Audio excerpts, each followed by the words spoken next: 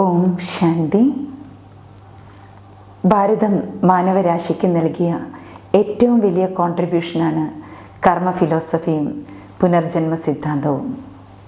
ഒരിക്കൽ വിവേകാനന്ദ സ്വാമികൾ വിദേശ പര്യടനം നടത്തിയപ്പോൾ അവിടുത്തെ യൂണിവേഴ്സിറ്റിയിൽ അദ്ദേഹത്തെക്കുറിച്ച് പറഞ്ഞത്, കർമ്മ ഫിലോസഫിയുടെയും പുനർജന്മ സിദ്ധാന്തത്തിൻ്റെയും നാട്ടിൽ നിന്നും ഒരാൾ വന്നെത്തിച്ചേർന്നിട്ടുണ്ട് നമുക്ക് വളരെ ആഴത്തിലുള്ള അറിവുകൾ നൽകാൻ. ഭാരതം കർമ്മ ഫിലോസഫിയുടെയും പുനർജന്മ സിദ്ധാന്തത്തിൻ്റെയും നാടാണ്. നമ്മൾ ഓരോ വ്യക്തികളും നമ്മുടെ വ്യക്തിത്വം നിർമ്മിക്കുന്നത് നമ്മുടെ കർമ്മങ്ങളിലൂടെയാണ്. നമ്മുടെ ജീവിതത്തിൽ നമ്മുടെ ഓരോ കർമ്മങ്ങൾക്കും വളരെയധികം പ്രാധാന്യമുണ്ട്. നമ്മുടെ കർമ്മങ്ങളാണ് നമ്മുടെ ജീവിത ചരിത്രമായി മാറുന്നത്. നമ്മുടെ ജീവിതത്തിൻ്റെ ശ്രേഷ്ഠ ചരിത്രം നിർമ്മിക്കാൻ നമ്മൾ ശ്രേഷ്ഠമായ കർമ്മങ്ങൾ ചെയ്യണം. പലപ്പോഴും വ്യക്തികൾ തൻ്റെ ജീവിതത്തിലുടനീളം വരുന്ന ദുഃഖങ്ങളെയും പ്രശ്നങ്ങളെയും കടുത്ത പരീക്ഷണങ്ങളെയും ഇതെല്ലാം ഈശ്വരനാണ് എനിക്ക് നൽകിയത് എന്ന് പറഞ്ഞ് പഴിചാരാറുണ്ട്. അല്ലെ, ഇത്രയും വലിയ വേദന എനിക്കുണ്ടാക്കിയത് ഭഗവാനാണ്, ഇത്രയും കടുത്ത പരീക്ഷണങ്ങളിലൂടെ ഞാൻ കടന്നു പോകുന്നതിൻ്റെ കാരണം ഭഗവാനാണ്, അങ്ങേക്ക് കരുണയില്ലേ എന്ന് ചോദിക്കാറുണ്ട്. എന്നാൽ കർമ്മസിദ്ധാന്തം നമ്മളോട് പറയുന്നത്, നമ്മൾ ചെയ്യുന്ന നല്ലതും ചീത്തയുമായ കർമ്മങ്ങളാണ് നമ്മുടെ ജീവിതത്തിൽ ഭാഗ്യവും ദൗർഭാഗ്യവും കൊണ്ടുവരുന്നത്.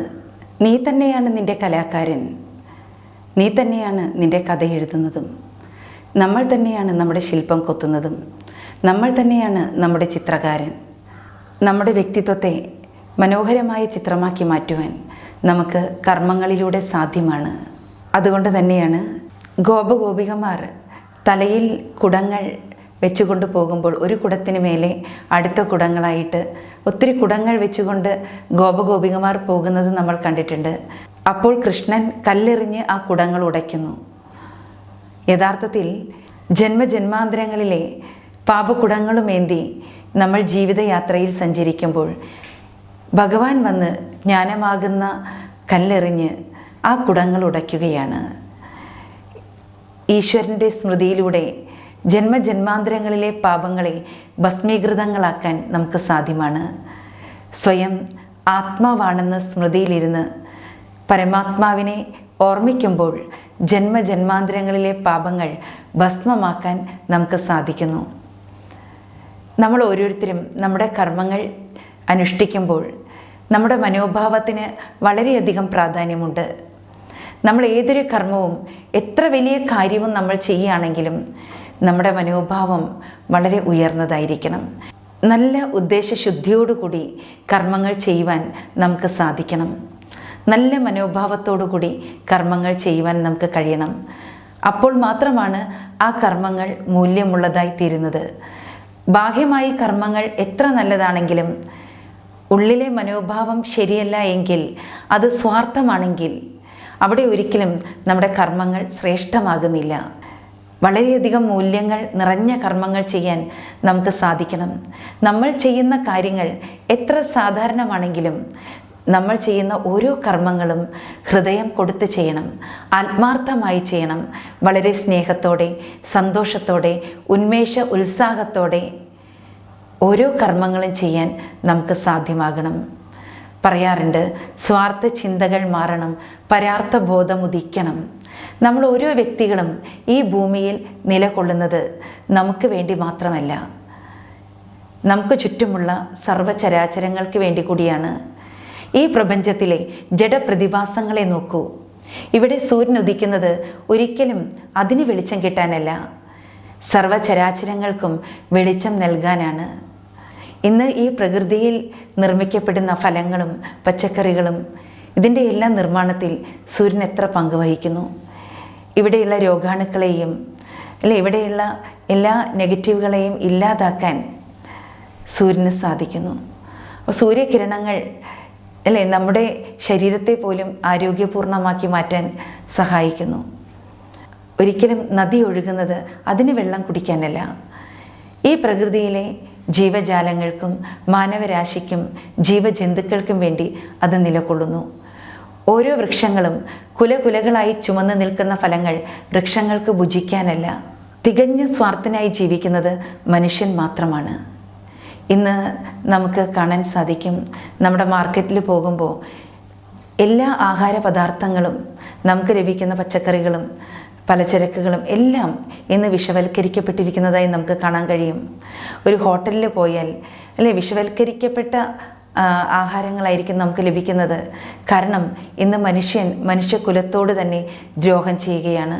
തൻ്റെ സ്വാർത്ഥ ലാഭേച്ഛ കാരണം മറ്റുള്ളവർക്കും ബുദ്ധിമുട്ടുണ്ടാക്കുന്ന അല്ലെങ്കിൽ മറ്റുള്ളവർക്കും മാരക രോഗങ്ങൾ പിടിപെടുന്ന വിധത്തിലുള്ള കാര്യങ്ങൾ ചെയ്യുകയാണ് ഇന്ന് ഓരോ മനുഷ്യരും ചെയ്യുന്നത്. എന്നാൽ വളരെ ആത്മാർത്ഥതയും പരാർത്ഥതയും നിറഞ്ഞ മനസ്സിൻ്റെ ഉടമകളായി നമ്മൾ മാറേണ്ടതുണ്ട്. ഇന്ന് മനുഷ്യൻ്റെ വ്യക്തിത്വത്തിൽ നിന്നും ധാർമ്മിക മൂല്യങ്ങളും സദ്ഗുണങ്ങളും വളരെയധികം നഷ്ടമായി തീർന്നിരിക്കുന്നു. അതുകൊണ്ട് തന്നെ നമ്മൾ ഓരോ വ്യക്തികളും നമ്മുടെ കർമ്മങ്ങളിൽ നിരവധി മൂല്യങ്ങൾ പ്രതിഫലിക്കുന്ന കർമ്മങ്ങൾ ചെയ്യാൻ ശ്രദ്ധ കൊടുക്കേണ്ടത് ആവശ്യമാണ്. നമ്മുടെ ഓരോ കർമ്മങ്ങളുടെയും മൂല്യനിർണ്ണയം ചെയ്യാൻ നമുക്ക് സാധിക്കണം. എത്രമാത്രം സദ്ഗുണങ്ങൾ പ്രതിഫലിക്കുന്ന കർമ്മങ്ങൾ നമ്മൾ ചെയ്യുന്നുവോ അത്രയും നമ്മുടെ കർമ്മങ്ങൾക്ക് ശ്രേഷ്ഠമായ ഫലം നേടിയെടുക്കാൻ നമുക്ക് സാധ്യമാണ്. എന്നാൽ നമ്മൾ ഓരോരോ ദുർഗുണങ്ങൾക്കും അടിമപ്പെട്ടുകൊണ്ട് കർമ്മം ചെയ്യുമ്പോൾ ആ കർമ്മങ്ങളെല്ലാം പാപകർമ്മങ്ങളായി തീരുകയാണ്. അഹങ്കാരം, അത്യാഗ്രഹം, വെറുപ്പ്, അസൂയ, വിദ്വേഷം, പക, ചതി, വഞ്ചന, ഇതിലൂടെ മനുഷ്യൻ കർമ്മങ്ങൾ ചെയ്യുമ്പോൾ, ഈ ദുർഗുണങ്ങൾക്ക് അടിമപ്പെട്ട് കർമ്മം ചെയ്യുമ്പോൾ നമ്മൾ പാപകർമ്മങ്ങളാണ് ചെയ്യുന്നത്. ആ കർമ്മദോഷങ്ങൾ നമ്മുടെ പുറകെ വരുന്നു. 3 എഫക്റ്റിനെ കുറിച്ച് പറയുന്നുണ്ട്.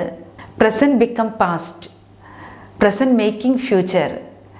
നമ്മുടെ വർത്തമാന സമയത്തിന് പിന്നിൽ ഭൂതകാലമുണ്ട്, നമ്മുടെ വർത്തമാന സമയത്തിന് മുന്നിൽ ഭാവികാലമുണ്ട്. ശ്രേഷ്ഠമായ ഒരു ഭാവികാലം നമുക്ക് നിർമ്മിക്കാൻ സാധ്യമാണ്. എന്നാൽ നമ്മുടെ ഭൂതകാലത്തിനനുസൃതമാണ് നമ്മുടെ വർത്തമാന സമയം. നമ്മുടെ ഈ ജന്മത്തിൻ്റെ ആധാരം നമ്മുടെ പൂർവ്വജന്മത്തിൻ്റെ കർമ്മങ്ങളാണ്. എന്നാൽ ഇപ്പോൾ നമ്മൾ ചെയ്യുന്ന ശ്രേഷ്ഠമായ കർമ്മങ്ങളുടെയും കർമ്മദോഷങ്ങളുടെയും ആധാരത്തിലാണ് നമ്മുടെ ഭാവിയിലെ ജന്മം. ശ്രേഷ്ഠമായൊരു ജന്മത്തിലേക്ക് നമുക്ക് പോകാൻ സാധ്യമാകണമെങ്കിൽ നമ്മളിപ്പോൾ ശ്രേഷ്ഠ കർമ്മങ്ങൾ ചെയ്യണം. ചിലർ കൈയില്ലാതെ ജനിക്കുന്നു, ചിലർ ഹൃദയമില്ലാതെ ജനിക്കുന്നു, പല അംഗവൈകല്യങ്ങളിലൂടെ ജനിക്കുന്നു. ഇതെല്ലാം എന്തുകൊണ്ടാണ്? തീർച്ചയായും നമ്മുടെ പൂർവ്വജന്മങ്ങളിലെ കർമ്മദോഷങ്ങൾ കൊണ്ട് തന്നെയാണ്. കണ്ണുകൾ കൊണ്ട് നമ്മൾ അതുപോലെയുള്ള എന്തെങ്കിലും പാപങ്ങൾ ചെയ്തതുകൊണ്ട് തന്നെയാണ് കണ്ണില്ലാതെ ജനിക്കേണ്ടി വരുന്നത്, അന്ധനായ ജന്മമുണ്ടാകുന്നത്. കൈയില്ലാതെ ജനിക്കുന്നത് കൈകൾ കൊണ്ട് പാപങ്ങൾ ചെയ്തതുകൊണ്ട് തന്നെയാണ്. ഇന്ന് മനുഷ്യ ജീവിതം വളരെ മോശമായ അവസ്ഥയിൽ പോകുന്നതും പൂർവ്വജന്മങ്ങളുടെ കർമ്മദോഷങ്ങളാണ്. ഈ ജന്മത്തിലും നമ്മൾ നേരിടുന്ന ഓരോ കടുത്ത പ്രതിസന്ധികളും നമ്മുടെ കർമ്മദോഷങ്ങളുടെ ഫലങ്ങളാണ്. അതുകൊണ്ട് തന്നെ നമ്മുടെ കർമ്മങ്ങളുടെ മേൽ വളരെയധികം നമ്മൾ ശ്രദ്ധ പതിപ്പിക്കേണ്ടത് ആവശ്യം തന്നെയാണ്. കർമ്മത്തിൻ്റെ ഗഹനഗതി എന്താണ് എന്ന് നമുക്ക് മനസ്സിലാക്കി തരുന്ന പുരാണങ്ങളിലെ കഥകളുണ്ട്. രാമായണത്തിൽ രത്നാകരൻ എന്ന കാട്ടാളൻ ഒരു ഗ്രാമത്തിൽ നിന്നും മറ്റൊരു ഗ്രാമത്തിലേക്ക് കാട് വഴി സഞ്ചരിക്കുന്ന ഗ്രാമീണരായ ജനങ്ങളെ പിടിച്ചു പറിച്ചും തട്ടിപ്പറിച്ചും അവരിൽ നിന്ന് അപഹരിച്ചും ജീവിച്ചുകൊണ്ടിരുന്നു. എന്നാൽ ആ വഴിയെ ഒരു ദിവസം സപ്തർഷികൾ കടന്നുപോയി. എന്നാൽ അവിവേകിയായ കാട്ടാളന് സപ്തർഷികൾ ആരാണ്, ഗ്രാമവാസികൾ ആരാണ് എന്നുള്ള വ്യത്യാസം അറിഞ്ഞുകൂടാ. ആ സപ്തർഷികളുടെ പക്കൽ ഒന്നും തന്നെ ഇല്ല എന്ന് അവിവേകിയായ കാട്ടാളൻ അറിയില്ല. സപ്തർഷികളെയും പിടിച്ചു പറിക്കുവാനായി ചെന്നു. അപ്പോൾ സപ്തർഷികൾ പറഞ്ഞു, നീ ചെയ്യുന്ന ഓരോ കർമ്മത്തിൻ്റെയും ഫലം മകനെ നീ തന്നെ അനുഭവിക്കണം. നീ ഇതുവരെയും ചെയ്തു കൂട്ടിയ ഈ പാപകർമ്മങ്ങളുടെ ഫലം നീ തന്നെ അനുഭവിക്കേണ്ടി വരും. അതനുഭവിക്കാൻ മറ്റാരും നിൻ്റെ കൂടെ വരില്ല എന്ന് പറഞ്ഞപ്പോൾ കാട്ടാളൻ പറഞ്ഞു, ഞാൻ ഈ തട്ടിപ്പറിക്കുന്നതും പിടിച്ചു പറിക്കുന്നതും എൻ്റെ ഭാര്യയ്ക്കും മകനും വേണ്ടിയാണ്. അതിനാൽ ഞാൻ ഈ ചെയ്യുന്ന കർമ്മങ്ങളുടെ ഫലങ്ങൾ തീർച്ചയായും അവരും അനുഭവിക്കുവാനായി എന്നോടൊപ്പം ഉണ്ടായിരിക്കും. ഇത് കേട്ടപ്പോൾ സപ്തർഷികൾ പറഞ്ഞു, നീ ഒരു കാര്യം ചെയ്യ്, നിന്റെ ഭാര്യയോടും മകനോടും ചെന്ന് ചോദിക്കൂ, നീ ചെയ്യുന്ന കർമ്മങ്ങളുടെ ഫലങ്ങൾ അനുഭവിക്കാൻ അവരും നിന്റെ കൂടെ വരുമോ എന്ന്. അങ്ങനെ ആ കാട്ടാളൻ ഭാര്യയോടും മകനോടും ചോദിച്ചു, ഞാൻ അപഹരിച്ചു കൊണ്ടുവരുന്നതെല്ലാം എന്നോടൊപ്പം അനുഭവിക്കുന്നവർ നിങ്ങളാണല്ലോ, ഞാൻ ചെയ്യുന്ന കർമ്മങ്ങളുടെ ഫലങ്ങൾ അനുഭവിക്കാൻ നിങ്ങളും എൻ്റെ കൂടെ വരില്ലേ എന്ന് ചോദിച്ചപ്പോൾ ആ ഭാര്യയും മകനും കാട്ടാളിനോട് പറഞ്ഞു, നോക്കൂ, കുടുംബനാഥനായ താങ്കളുടെ കർത്തവ്യമാണ് കുടുംബത്തെ സംരക്ഷിക്കുക, അതിനുവേണ്ടി സമ്പാദിച്ചു കൊണ്ടുവരിക. സമ്പാദിക്കുന്നതിന് വേണ്ടി 2 വഴികൾ താങ്കളുടെ മുന്നിലുണ്ട്. ഒന്ന് പുണ്യത്തിൻ്റെ വഴി, മറ്റൊന്ന് പാപത്തിൻ്റെ വഴി. ഏത് വഴിയിലൂടെ സമ്പാദിക്കണം എന്ന് താങ്കൾ തീരുമാനിക്കണം. പക്ഷേ താങ്കൾ എന്ത് സമ്പാദിച്ചു കൊണ്ട് വന്നാലും അത് അനുഭവിക്കാനുള്ള അവകാശവും അധികാരവും ഞങ്ങൾക്കുണ്ട്. എന്നാൽ താങ്കളുടെ കർമ്മത്തിൻ്റെ ഫലം അനുഭവിക്കാൻ ഞങ്ങളെ കിട്ടില്ല. പാപത്തിൻ്റെ വഴിയിലൂടെ സമ്പാദിച്ചു കൊണ്ടുവന്നതിൻ്റെ ആ കർമ്മദോഷങ്ങളുടെ ഫലങ്ങൾ അനുഭവിക്കാൻ ഞങ്ങളെ കിട്ടില്ല എന്നാണ് ഭാര്യയും മകനും ഒരേ ശബ്ദത്തിൽ പറഞ്ഞത്. ആ വാക്കുകൾ കേട്ടപ്പോഴാണ് അദ്ദേഹത്തിന് മനസ്സാന്തരമുണ്ടായത്. അദ്ദേഹം സപ്തർഷികളുടെ അടുക്കിലേക്ക് തിരിച്ചു ചെന്ന് അവരോട് ചോദിച്ചു, ഞാൻ മലപോലെ ചെയ്തു കൂട്ടിയ പാപങ്ങൾ കഴുകിക്കളയാൻ ഞാൻ എന്താണ് ചെയ്യേണ്ടത്? അപ്പോൾ സപ്തർഷികൾ പറഞ്ഞു, നീ രാമ രാമ രാമ എന്ന് ജപിക്കൂ. രാമൻ എന്ന് പറഞ്ഞാൽ ആത്മാരാമനുണ്ട്, പരമാത്മാരാമനുണ്ട്, ശ്രീരാമനുണ്ട്. ഇവിടെ രാമൻ എന്ന് വിളിക്കുന്നത് പരമാത്മാവിനെയാണ്. സദാ പവിത്രതയുടെ സാഗരമായി, പുണ്യത്തിൻ്റെ സാഗരമായി നിലകൊള്ളുന്ന ഭഗവാനിൽ അല്പം പോലും പാപം തൊട്ട് തീണ്ടിയിട്ടില്ല. അങ്ങനെയുള്ള പരമാത്മാവിനെ ആത്മസ്മൃതിയിലിരുന്ന് ആത്മാവിൻ്റെ ബന്ധുവായി, ആത്മീയ അച്ഛനായി, അമ്മയായി നമ്മൾ ഓർമ്മിക്കുമ്പോൾ ഭഗവത് സ്മരണ നമ്മുടെ അനേക ജന്മങ്ങളിലെ പാപങ്ങളെ കഴുകിക്കളയാൻ സഹായിക്കുന്നു.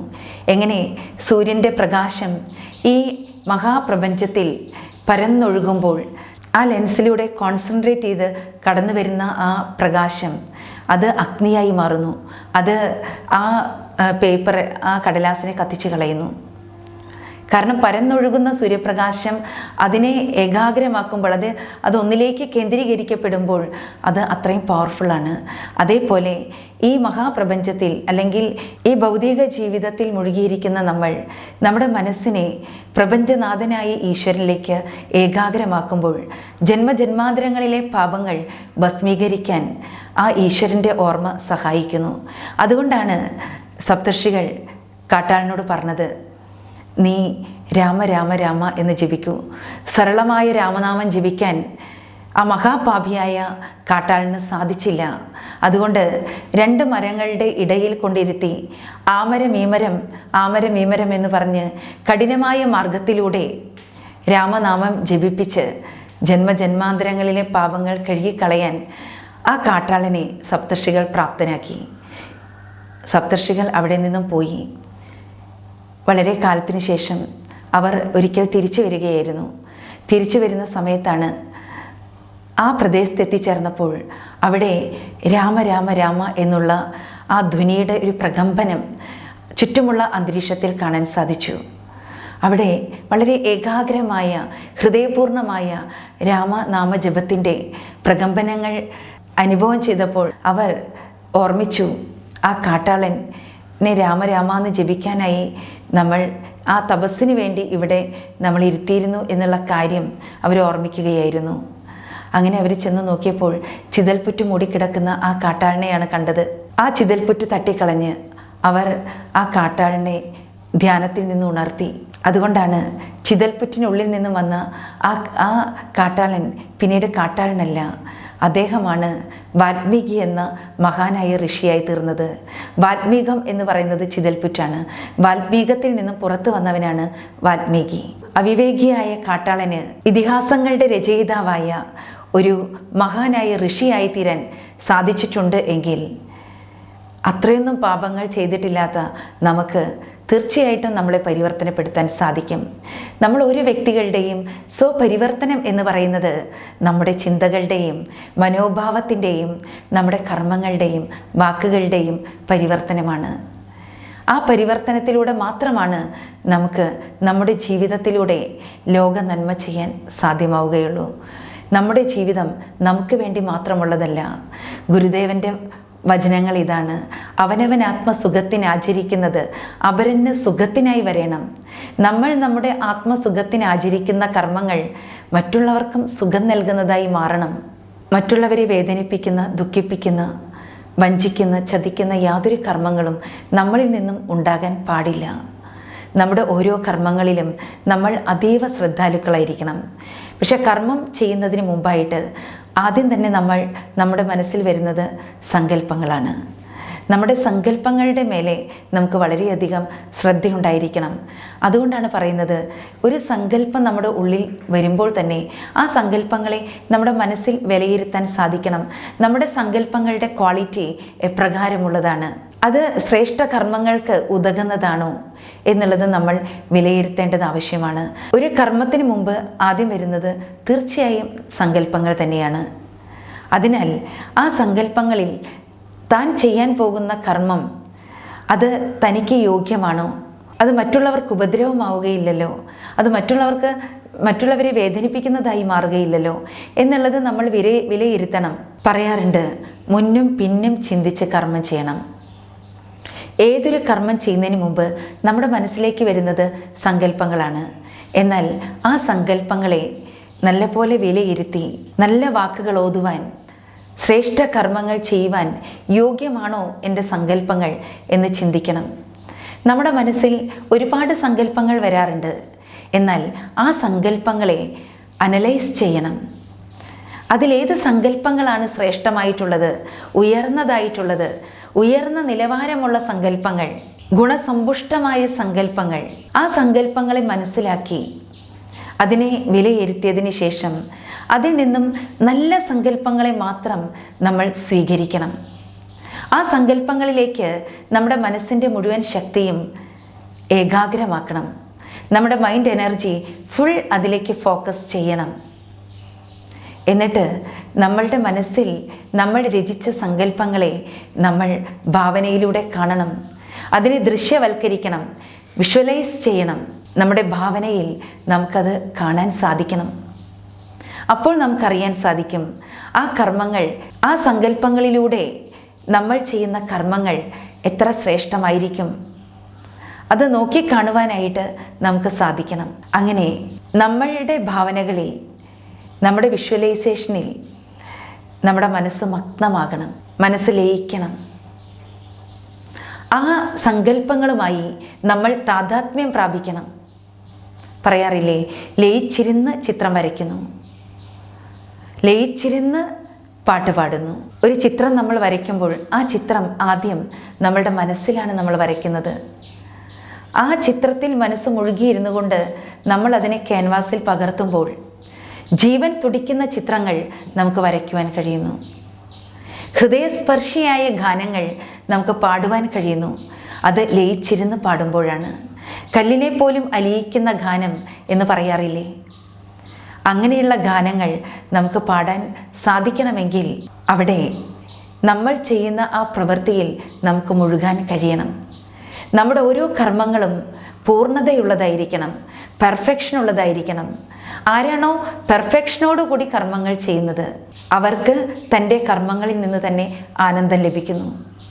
നമ്മൾ ഓരോ ആത്മാവും സച്ചിദാനന്ദ സ്വരൂപമാണ്. നമ്മുടെ കർമ്മങ്ങൾ തന്നെയാണ് നമുക്ക് ആനന്ദം നൽകുന്നത്.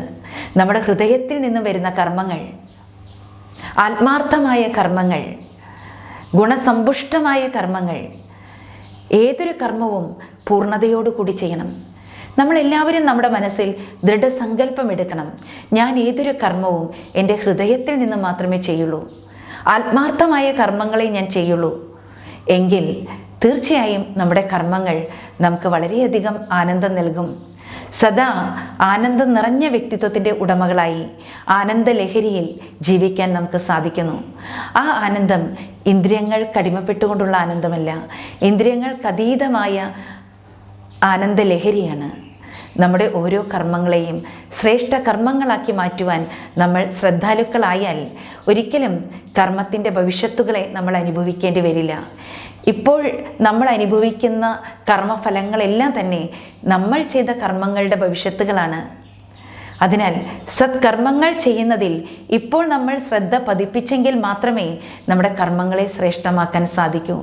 നമ്മൾ ആലോചിച്ചും ചിന്തിച്ചും വരും വരായികകളെ മനസ്സിലാക്കി സംസാരിക്കണം. ആലോചിച്ചും ചിന്തിച്ചും കർമ്മത്തിൻ്റെ ഭാവി എന്താണ് എന്ന് വിലയിരുത്തിക്കൊണ്ട് കർമ്മം ചെയ്യണം.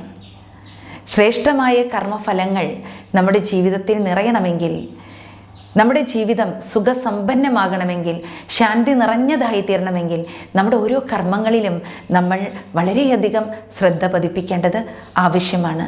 കർമ്മദോഷങ്ങൾ ദുഃഖങ്ങളായും വേദനകളായും പരിണമിക്കുമ്പോൾ ശ്രേഷ്ഠ കർമ്മങ്ങൾ, പുണ്യകർമ്മങ്ങൾ നമ്മുടെ ജീവിതത്തിൻ്റെ പാതയിൽ സുഖം നിറയ്ക്കുന്നു, ആനന്ദം നിറയ്ക്കുന്നു. അങ്ങനെയുള്ള ആനന്ദം നിറഞ്ഞ, സുഖം നിറഞ്ഞ, ശാന്തി നിറഞ്ഞ ജീവിതം ജീവിക്കുവാൻ നമ്മൾ ഓരോരുത്തരും നമ്മളെ തന്നെ പ്രാപ്തരാക്കി മാറ്റണം. ശ്രേഷ്ഠ കർമ്മം ചെയ്യാനുള്ള പേന ഭഗവാൻ നമ്മുടെ കൈകളിൽ നൽകിയിരിക്കുകയാണ്. ഈശ്വരൻ നമ്മളിലേക്ക് പ്രദാനം ചെയ്യുന്നത് ജ്ഞാനമാണ്. കാരണം ജ്ഞാനത്തിലൂടെ നമുക്ക് വിവേകപൂർണരാകാനും വിവേകത്തോടുകൂടി തെറ്റും ശരിയും നന്മയും തിന്മയും സത്യവും അസത്യവും എല്ലാം തിരിച്ചറിഞ്ഞുകൊണ്ട് വിവേകപൂർണമായി കർമ്മം ചെയ്യാൻ കഴിയും. ശരിയും തെറ്റും മനസ്സിലാക്കി ശരിയുടെ പാതയിലൂടെ സഞ്ചരിക്കാൻ നമുക്ക് കഴിയണം. സത്യവും അസത്യവും മനസ്സിലാക്കി സത്യത്തിൻ്റെ പാതയിലൂടെ സഞ്ചരിക്കാൻ നമുക്ക് കഴിയണം. ധർമ്മവും അധർമ്മവും തിരിച്ചറിഞ്ഞ് ധർമ്മനിഷ്ഠമായി കർമ്മം ചെയ്യാൻ നമുക്ക് കഴിയണം. 18 പുരാണങ്ങളും എഴുതിയതിന് ശേഷം വ്യാസമഹർഷി ഈ ലോകത്തെ നോക്കി 2 കൈ നീട്ടി ധർമ്മം ധർമ്മം ധർമ്മം എന്നാണ് പറഞ്ഞത്. ധർമ്മോ രക്ഷതി രക്ഷിത എന്നാണ് പറയുന്നത്. നമ്മൾ ധർമ്മത്തെ രക്ഷിച്ചാൽ ധർമ്മം നമ്മളെ രക്ഷിക്കും. ധർമ്മനിഷ്ഠമായി കർമ്മം ചെയ്യണം. ധർമ്മനിഷ്ഠമായി നമ്മൾ കർമ്മം ചെയ്തില്ലെങ്കിൽ ആ കർമ്മങ്ങൾ ദുഃഖങ്ങളായി നമ്മളെ വേട്ടയാടും. എങ്ങനെ ബോധം കെടുത്താതെ നമ്മളെ ഓപ്പറേഷൻ ചെയ്താൽ നമ്മൾ അനുഭവിക്കുന്ന വേദനകൾ എന്തായിരിക്കും? അതേപോലെ ജീവിതം കടുത്ത പ്രതിസന്ധികളിലൂടെയും കടുത്ത പരീക്ഷണങ്ങളിലൂടെയും കടന്നു പോകും. അതിന് കാരണക്കാർ നമ്മൾ തന്നെയാണ്, ഈശ്വരനല്ല. അതുകൊണ്ട് നമ്മൾ ഓരോരുത്തരും നമ്മുടെ കർമ്മങ്ങളെ ധർമ്മനിഷ്ഠമാക്കാൻ ജാഗ്രത പുലർത്തണം. നമുക്കറിയാം നമ്മൾ ചെയ്യുന്നതിൻ്റെ ശരി എന്താണ്, നമ്മൾ ചെയ്യുന്നതിൻ്റെ തെറ്റെന്താണ്. നമ്മുടെ മനസ്സിൽ വിചാരങ്ങൾ ഉണ്ടാകുമ്പോൾ നമ്മുടെ ബുദ്ധിയാണ് നമ്മുടെ വിചാരങ്ങളുടെ കടിഞ്ഞാൺ. മനസ്സ് കടിഞ്ഞാണില്ലാത്ത കുതിരയെപ്പോലെ പായുമ്പോൾ നമ്മുടെ ബുദ്ധി കൊണ്ട് നമുക്ക് കടിഞ്ഞാണിടാൻ സാധിക്കും. കാരണം ബുദ്ധിയിലാണ് വിവേചന ശക്തിയുള്ളത്. നമുക്കെല്ലാവർക്കും ഒരു അന്തർചക്ഷുസുണ്ട്, അന്തർനേത്രം, അകക്കണ്ണ്. അതാണ് ബുദ്ധി എന്ന് പറയുന്നത്. നമ്മൾ ഒരു വാക്ക് പറയുന്നതിന് മുമ്പ് നമ്മളുടെ ഒരു പെരുമാറ്റം, നമ്മളിലെ കർമ്മങ്ങൾ, അതിനു മുമ്പായി നമ്മുടെ അകക്കണ്ണ് അഥവാ നമ്മുടെ മനസ്സാക്ഷി നമ്മളോട് പറയും, ഇത് ചെയ്യരുത്, ഇത് തെറ്റാണ്, ഇങ്ങനെ പറയരുത്, ഇങ്ങനെ പെരുമാറരുത് എന്ന് നമ്മുടെ മനസ്സാക്ഷി നമ്മളെ വിലക്കാറുണ്ട്. ആ മനസ്സാക്ഷി എന്ന് പറയുന്നത് നമ്മുടെ ആ അന്തർനേത്രമാണ്. അതിന് മനസ്സിലാകുന്നു. അന്തർനേത്രത്തിലൂടെ ആ സത്യവും അസത്യവും ധർമ്മവും അധർമ്മവും തിരിച്ചറിയാൻ നമുക്ക് സാധിക്കുന്നു. അതുകൊണ്ട് തന്നെയാണ് നമ്മൾ നമ്മളെ വിലക്കുന്നത്. അതിനാൽ നമ്മൾ ഓരോരുത്തരുടെയും ഉള്ളിൽ ഒരു ധർമ്മബോധമുണ്ട്, ഒരു വിവേകശക്തിയുണ്ട്. ആ വിവേകം ഒരിക്കലും നമ്മളെ അവിവേകം ചെയ്യാൻ അനുവദിക്കില്ല. ഇവിടെ നമുക്ക് ആവശ്യം നമ്മുടെ വിവേകശക്തിയെ വർദ്ധിപ്പിക്കുക. അതിന് തന്നെയാണ് നമ്മൾ ഈ ജ്ഞാനം ശ്രവിക്കുന്നത്. നമ്മുടെ കർമ്മങ്ങളെ ശ്രേഷ്ഠമാക്കണമെങ്കിൽ തീർച്ചയായും ജ്ഞാനം ശ്രവിക്കേണ്ടത് ആവശ്യമാണ്. ജ്ഞാനഗംഗയിൽ നിത്യവും കുളിക്കേണ്ടത് ആവശ്യമാണ്. പുനർജന്മവും കർമ്മരഹസ്യവും ഇരുതല മൂർച്ചയുള്ള വാളാണ്. എങ്ങോട്ട് വെട്ടിയാലും മുറിയും. ഒരറ്റത്ത് കർമ്മരഹസ്യവും മറുഭാഗത്ത് പുനർജന്മ സിദ്ധാന്തവും. രണ്ടും പരസ്പരം ബന്ധപ്പെട്ടിരിക്കുന്നു.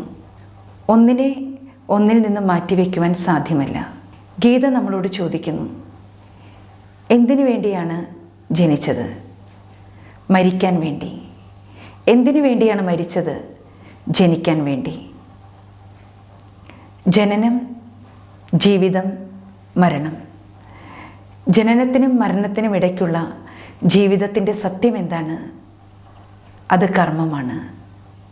നമുക്ക് ജനനത്തെക്കുറിച്ചുള്ള അറിവ് വേണം, മരണത്തെക്കുറിച്ചുള്ള അറിവ് വേണം, ഇടയ്ക്കുള്ള ജീവിതത്തെക്കുറിച്ചുമുള്ള അറിവ് ആവശ്യമാണ്. ഒരിക്കൽ ചൈനീസ് സഞ്ചാരിയായ ബുദ്ധഭിക്ഷു ഗുരുദേവനുമായി കണ്ടുമുട്ടി. ബുദ്ധൻ എപ്പോഴും കർമ്മങ്ങളെക്കുറിച്ച് മാത്രമാണല്ലോ പറഞ്ഞിട്ടുള്ളത്. ഗുരുദേവൻ ബുദ്ധഭിക്ഷുവിനോട് ചോദിച്ചു, ജനനത്തിൻ്റെ ആധാരം എന്താണ്? അപ്പോൾ ബുദ്ധഭിക്ഷു പറഞ്ഞു, ജനിക്കുന്നത് കർമ്മത്തിൻ്റെ ആധാരത്തിലാണ്. അപ്പോൾ ഗുരുദേവൻ ചോദിച്ചു, ആദിജന്മം എങ്ങനെയുണ്ടായി? ജനനം എന്ന് പറയുന്നത് ആദ്യവുമല്ല, മരണം എന്ന് പറയുന്നത് അന്ത്യവുമില്ല. ഇതൊരു കാലചക്രമാണ്. നമ്മൾ ജനന മരണങ്ങളിലൂടെ സഞ്ചരിച്ചു കൊണ്ടിരിക്കുന്നവരാണ്. ഗീതയിൽ ഭഗവാൻ പറയുന്നുണ്ട്, ജാതസ്യ ഹി ധ്രുവോ മൃത്യുർ ധ്രുവം ജന്മ മൃതസ്യ ച തസ്മാത് പരിഹാര്യാർത്ഥേ നത്വം ശോചിതുമർഹസി. അർജുന, ജനിച്ചവന് മരണവും മരിച്ചവന് ജനനവും നിശ്ചയിക്കപ്പെട്ടിരിക്കുന്ന കാര്യമാണ്. പരിഹാരമില്ലാത്ത ഈ കാര്യത്തെക്കുറിച്ച് നീ ദുഃഖിക്കേണ്ടതില്ല. നമ്മൾ ഓരോരുത്തരും ജനനം, ശൈശവം, ബാല്യം, കൗമാരം, യൗവനം, വാർദ്ധക്യം ഈ ഘട്ടങ്ങളിലൂടെ ജീവിക്കുന്നവരാണ്. ഒരു മനുഷ്യ ജീവിതം ഈ ഘട്ടങ്ങളിലൂടെയാണ് കടന്നു പോകുന്നത്. വാർദ്ധക്യത്തിൻ്റെ ഒടുക്കത്തിൽ മരണാസന്നമാകുമ്പോൾ ആത്മാവ് ഈ ശരീരത്തിൽ നിന്നും പോയി ഒരു അമ്മയുടെ ഗർഭസ്ഥ ശിശുവിൽ പ്രവേശിക്കുന്നു. അതായത് മരണത്തിന് ശേഷം നമ്മൾ വീണ്ടും പുനർജനിക്കുകയാണ് ചെയ്യുന്നത്. അതുകൊണ്ടാണ് പറയുന്നത് പുനരഭി ജനനം, പുനരഭി മരണം, പുനരഭി ജനനി ജഡരേ ശയനം. പുനർജന്മങ്ങളിലൂടെയുള്ള ഒരു യാത്രയാണിത്. നമ്മളാരും തന്നെ ജനിച്ച് മരിച്ചു പോകുന്ന വസ്തുവല്ല, ജനിച്ച് മരിച്ച് വീണ്ടും ജനിക്കുന്നവരാണ്. മഹാഭാരത കഥയിൽ അഭിമന്യുവിൻ്റെ അമ്മയായ സുഭദ്രയ്ക്ക് അർജുനൻ ചക്രവ്യൂഹത്തിനുള്ളിലേക്ക് കടക്കുവാനും ചക്രവ്യൂഹത്തിനുള്ളിൽ നിന്നും പുറത്തിറങ്ങുവാനുമുള്ള യുക്തി പറഞ്ഞു കൊടുക്കുകയായിരുന്നു. പറഞ്ഞു കൊടുക്കുന്ന വേളയിൽ സുഭദ്ര ഉറങ്ങിപ്പോയി. ചക്രവ്യൂഹത്തെ ഭേദിച്ച് ചക്രവ്യൂഹത്തിനുള്ളിലേക്ക് കയറുവാനുള്ള വഴി മാത്രമാണ് സുഭദ്ര കേട്ടത്. ബാക്കിയുള്ളത് സുഭദ്ര കേട്ടില്ല, ഉറങ്ങിപ്പോയി. അതുകൊണ്ട് തന്നെ അഭിമന്യു പിന്നീട് ചക്രവ്യൂഹത്തിനുള്ളിൽ അകപ്പെട്ട് മരണമടയുകയായിരുന്നു. കാരണം അഭിമന്യുവിന് പുറത്തിറങ്ങാനുള്ള വഴി അറിയില്ലായിരുന്നു. അതിനെയാണ് നമ്മൾ പറയുന്നത് ഗർഭസംസ്കാരം. ഒരാത്മാവ് അമ്മയുടെ ഗർഭത്തിനുള്ളിലിരുന്ന് നേടുന്ന സംസ്കാരമുണ്ട്. ആ അമ്മയുടെ ചിന്തകളും വാക്കുകളും കർമ്മങ്ങളും എല്ലാം ആ കുഞ്ഞിനെയും ബാധിക്കുന്നു. അതിൽ നിന്നും ആ സംസ്കാരമുണ്ടാകുന്നു. അമ്മ നല്ല പാട്ട് പാടുന്ന ഒരാളാണെങ്കിൽ ആ കുട്ടിയും പാട്ട് പാടുന്നതിൽ വളരെ പ്രഗത്ഭനായി മാറുന്നു. അതുകൊണ്ട് തന്നെയാണ് ചില കുട്ടികളെ നമ്മൾ കാണാറുണ്ട്. അവർ 3 വയസ്സുള്ള കുട്ടിയോട് പണ്ഡിതന്മാർ ചോദിക്കുന്ന ചോദ്യങ്ങൾക്ക് ആ കുട്ടി മറുപടി പറയുന്നത് നമ്മൾ കണ്ടിട്ടുണ്ട്. അതുപോലെ ഖുറാൻ ബൈഹാർട്ടായിട്ട് പറയുന്ന കുട്ടികളെ കണ്ടിട്ടുണ്ട്. ഇതെല്ലാം ഈ കുട്ടികളിൽ നമുക്ക് പ്രകടമായി കാണുന്നത് അവരിലെ പൂർവ്വജന്മത്തിൻ്റെ സംസ്കാരവും അതേപോലെ അവർ ഗർഭത്തിലുണ്ടായിരുന്ന സമയത്ത് അവരാർജിക്കുന്ന സംസ്കാരമാണ്. തീർച്ചയായും നമ്മൾ ഓരോരുത്തരും പുനർജന്മങ്ങളിലൂടെ യാത്ര ചെയ്തു വന്നവരാണ്. ഓരോരോ ജന്മങ്ങളിലും വ്യത്യസ്തമായ അനേക ബന്ധങ്ങളിലൂടെ ജീവിച്ചിട്ടുള്ളവരാണ്. അതുകൊണ്ട് തന്നെയാണ് ഈ ജന്മത്തിൽ പല വ്യക്തികളുമായി നമുക്ക് നെഗറ്റീവായ കണക്കുകൾ, അല്ലെ, നമുക്ക് ദുഃഖം നൽകുന്ന കണക്കുകൾ, അല്ലെങ്കിൽ ശത്രുതയുടെ കണക്കുകൾ നമുക്ക് കാണാൻ സാധിക്കും. എന്നാൽ ചില വ്യക്തികളുമായി നമുക്ക് നല്ല ആത്മബന്ധങ്ങളും അനുഭവം ചെയ്യാൻ കഴിയും. ഇതെല്ലാം തന്നെ നമ്മുടെ ജന്മജന്മാന്തരങ്ങളിലൂടെയുള്ള യാത്രയിൽ അനേക ആത്മാക്കളുമായുള്ള നമ്മുടെ കടം വീട്ടലുകളാണ്, അല്ലേ? നമ്മുടെ അമ്മയായതും അച്ഛനായതും എല്ലാം ആ ആത്മാക്കളുമായുള്ള നമ്മുടെ കർമ്മബന്ധങ്ങളാണ്. ഇനിയും കർമ്മദോഷങ്ങൾ ആവർത്തിക്കാതെ ശ്രേഷ്ഠ കർമ്മങ്ങളുടെ പാതയിലൂടെ മുന്നേറാൻ നല്ല ചിന്തകളും നല്ല പെരുമാറ്റങ്ങളും നല്ല വാക്കുകളും നല്ല കർമ്മങ്ങളും ചെയ്ത് നമുക്ക് മുന്നേറുവാനായി ആധ്യാത്മികമായ ജ്ഞാനം നമ്മളെ സഹായിക്കും. ബ്രഹ്മകുമാരീസ് ഈശ്വരീയ വിശ്വവിദ്യാലയത്തിൽ ദിവസവും 1 മണിക്കൂർ നമുക്ക് ഈ ജ്ഞാനം ശ്രവിക്കാൻ സാധിക്കുന്നു. ഇതിലൂടെ നമുക്ക് നമ്മുടെ കർമ്മങ്ങളെ ശ്രേഷ്ഠമാക്കാൻ, നമ്മുടെ ജീവിതത്തെക്കുറിച്ച് നല്ലൊരു കാഴ്ചപ്പാടുണ്ടാക്കാൻ, നമ്മുടെ വ്യക്തിത്വത്തെ മനോഹരമാക്കി മാറ്റുവാൻ സാധിക്കുന്നു. സദ്ഗുണസമ്പന്നമായ വ്യക്തിത്വം ആർജിക്കാനും കരുത്തുറ്റ മനസ്സ് നേടിയെടുക്കാനും സാധ്യമാകുന്നു. ഓം ശാന്തി. ഓം ശാന്തി.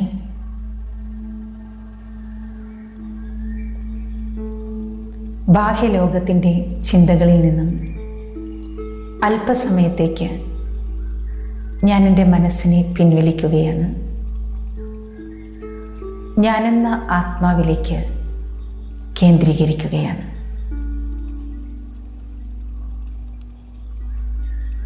ഞാൻ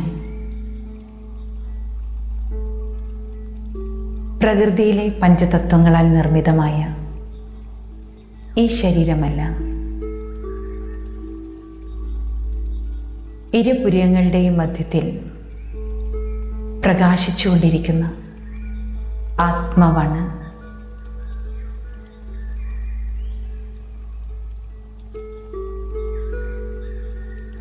അനേക ജന്മങ്ങളുടെ യാത്രയിലൂടെ കടന്നു വന്ന ഞാൻ ഇപ്പോൾ കലിയുഗത്തിൻ്റെ അന്ത്യത്തിൽ നിൽക്കുകയാണ്. ഈ ശരീരം എനിക്ക് പ്രകൃതിയിൽ നിന്ന് ലഭിച്ചതാണ്. ഞാൻ ആത്മാവ്, സദ്ഗുണങ്ങളുടെ സ്വരൂപമാണ്.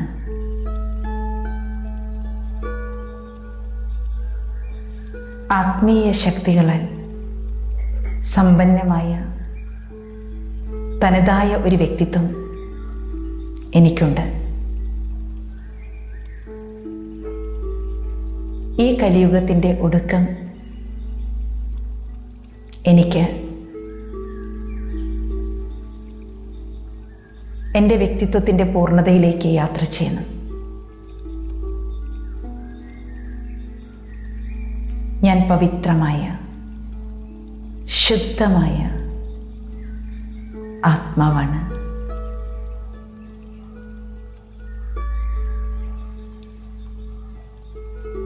സൃഷ്ടിയുടെ ഈ കാലഘട്ടത്തിലാണ്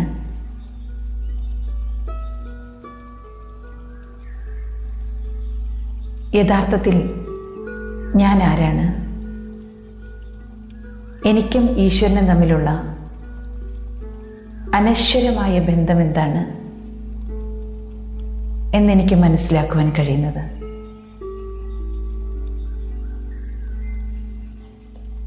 ഈശ്വരനെ തിരിച്ചറിഞ്ഞ് ഈശ്വരനെ ധ്യാനിക്കുമ്പോഴാണ്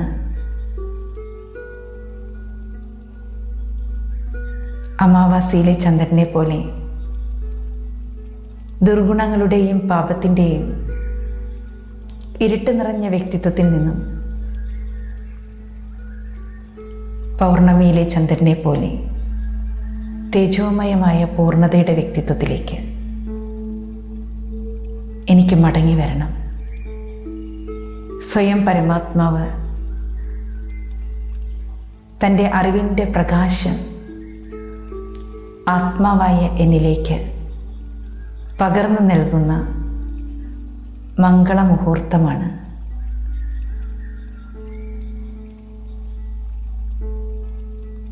ഞാൻ പരമാത്മാവാകുന്ന ശിവഭഗവാന്റെ പൊന്നോമന സന്താനമാണ്.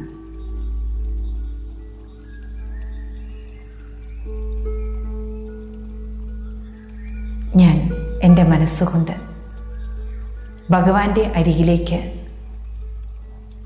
ഒരു തീർത്ഥയാത്ര ചെയ്യുകയാണ്.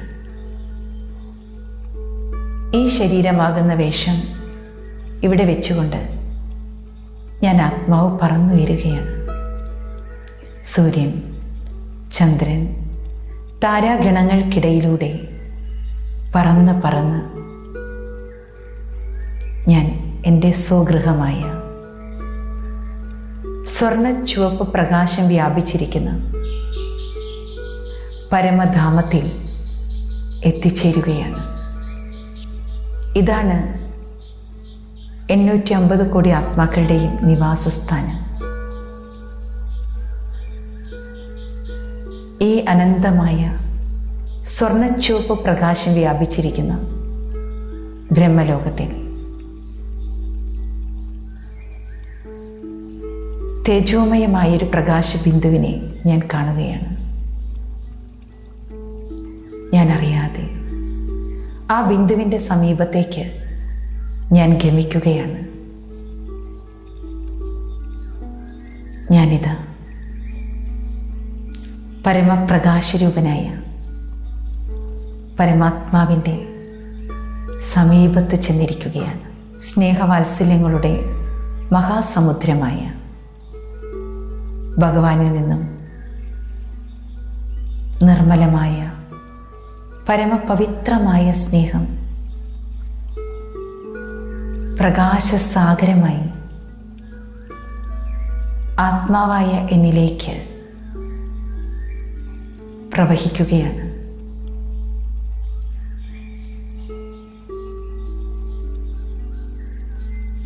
ആ നിഷ്കളങ്കമായ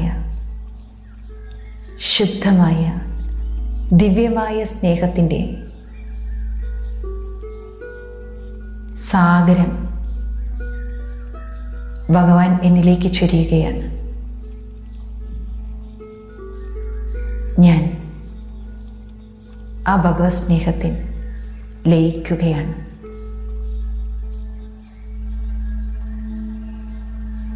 എൻ്റെ ആത്മനാഥനായ എൻ്റെ പരമമായ പിതാവും മാതാവുമായ കർമ്മത്തിൻ്റെ ഗഹനഗതി എന്തെന്ന് എനിക്ക് മനസ്സിലാക്കി തരുന്ന എൻ്റെ അധ്യാപകനായ, മുക്തിയും ജീവൻ മുക്തിയും എനിക്ക് നൽകുന്ന എൻ്റെ സദ്ഗുരുവായ, അനുനിമിഷം സന്തത സഹചാരിയായി എൻ്റെ കൂടെയുള്ള ഓരോ സങ്കല്പത്തിലും ശ്വാസത്തിലും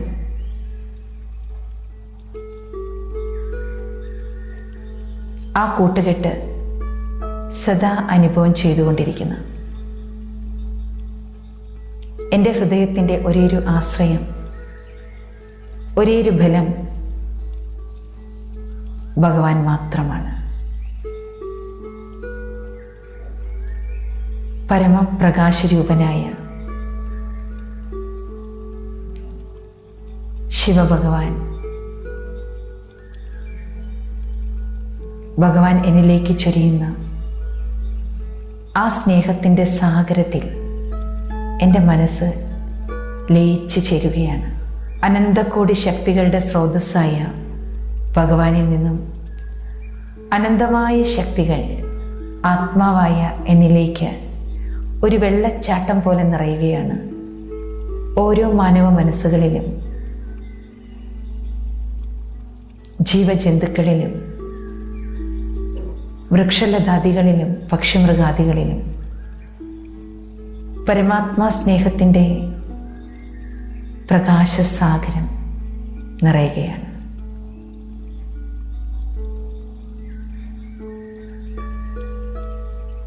സർവചരാചരങ്ങളും ധന്യധന്യമാവുകയാണ്.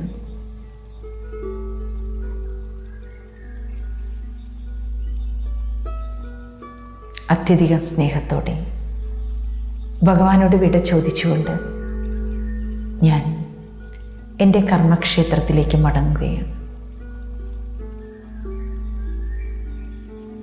ഞാൻ ആത്മാവ്, ഞാൻ ആത്മനക്ഷത്രം താഴേക്ക് പറക്കുകയാണ്. സൂര്യചന്ദ്ര താരാഗണങ്ങൾക്കിടയിലൂടെ താഴേക്ക് പറന്ന് ഞാൻ ഭൂമിയിൽ എത്തിച്ചേരുന്നു. ഈ ശരീരത്തിൽ പ്രവേശിക്കുന്നു. ഞാൻ ഈശ്വരൻ്റെ വ്യക്തിത്വം പകർന്നു മേടിച്ച് കരുത്തുറ്റ മനസ്സിൻ്റെയും സർവസദ്ഗുണങ്ങളുടെയും മൂർത്തിയാണ്. ഞാൻ ഭഗവാന്റെ പൊന്നോമന സന്താനമാണ്. എൻ്റെ ജീവിതത്തിൻ്റെ ഓരോ നിമിഷവും ഭഗവാൻ കൂടെയുണ്ട്. ഞാൻ ഭഗവാന്റെ കൂട്ടുകെട്ടിൽ ജീവിക്കുന്ന ഭഗവാന്റെ കൺമണിയാണ്. ഓം ശാന്തി.